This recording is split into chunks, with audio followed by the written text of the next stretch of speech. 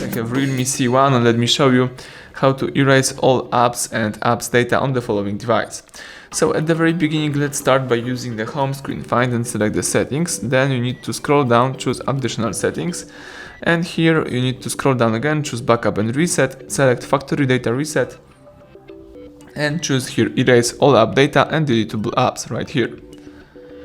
So if you would like to erase all app data and deletable apps, let's tap erase data. Let's do it twice just to confirm it and wait until the operation will be completed. So let's wait a few seconds, do not interrupt while the process is running.